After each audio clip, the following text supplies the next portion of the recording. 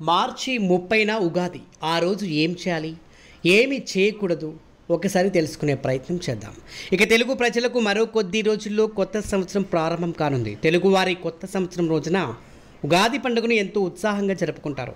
ఈ ఉగాది పండుగ రోజు తెలిసి తెలియకుండా కొన్ని రకాల తప్పులు అస్సలు చేయకూడదని చెబుతున్నారు.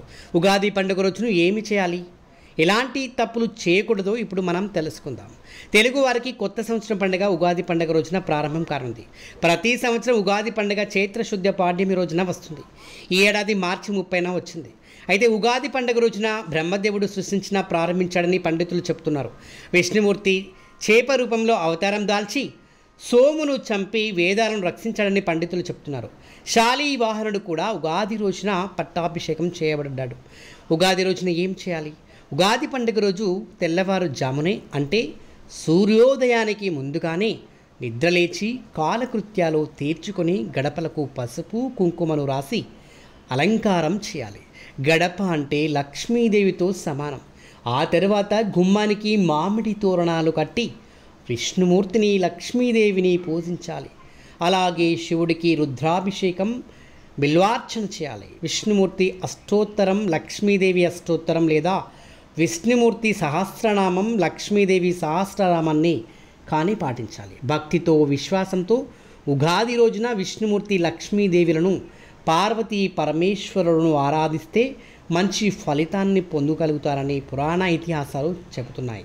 ఈ ఏడాదిలో వచ్చే ప్రతికూల సమస్యలను ఎదుర్కొనే శక్తి నాకివ్వు, నా అష్టైశ్వర్య భోగభాగ్యాలను ఇవ్వు అంటూ స్వామి అమ్మవార్ల ముందు సంకల్పాన్ని దృఢంగా తీసుకోవాలి.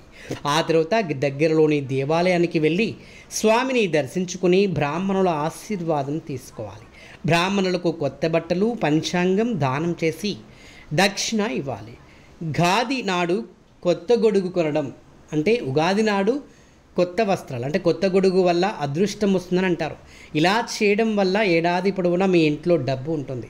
దీనితో పాటు మన పెద్దలు ఉగాది నాడు విసనకర్రన అంటే కొనేవారు. కొత్త బట్టలు, కొత్త ఆభరణాలు ధరించడం చాలా మంచిదని అంటారు. ఇంకా ఏమి చేయాలంటే ఉగాది రోజున తైల్యంబన స్నానం మర్చిపోకుండా చేయాలి. ఆ రోజు తైలంతో లక్ష్మీదేవి నివాసం ఉంటారని పండితులు చెప్తుంటారు. ఇంటిని అందంగా మామిడి తోరణాలతో డెకరేట్ చేసి భక్తితో దేవుడిని పూజించుకోవాలి. చింతపండు, బెల్లం, పచ్చిమిర్చి, మామిడి, వేప పూతతో ఉప్పు చేసిన ఉగాది పచ్చడిని తినాలి.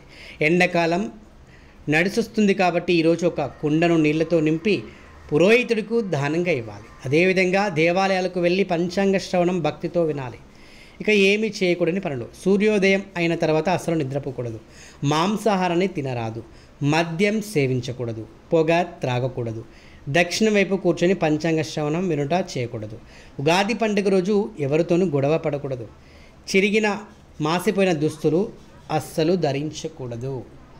ఇక తెలుగు ప్రేక్షకులందరికీ మరోసారి ఉగాది పండుగ శుభాకాంక్షలు.